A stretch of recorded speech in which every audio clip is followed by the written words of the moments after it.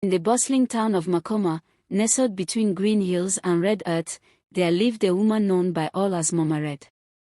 Her real name was Serafina Otieno, but the nickname came from the tomatoes, rich, plump, blood-red tomatoes, that made her both famous and very, very wealthy. Serafina had once been a school teacher, sharp and respected, but quiet poverty shadowed her every step. When her husband passed away unexpectedly, leaving her with 2 young children and mounting bills, Serafina left a chalkboard behind and turned to the market stalls.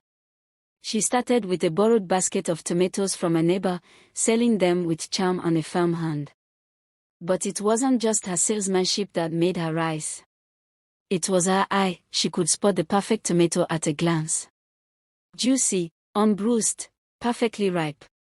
She would travel every week to farms, handpicking her stock, teaching farmers how to care for their soil, even paying early to secure the best harvest.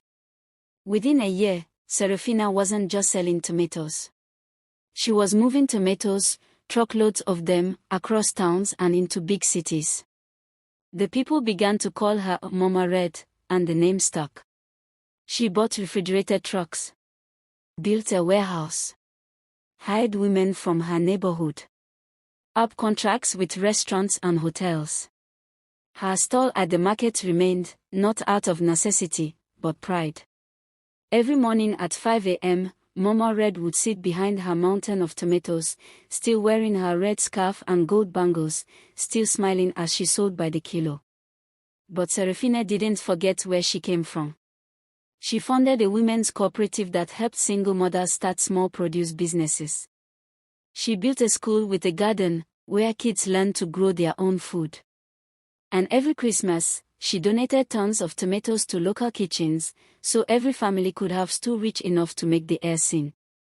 By the time she turned 60, Mama Red had become a legend.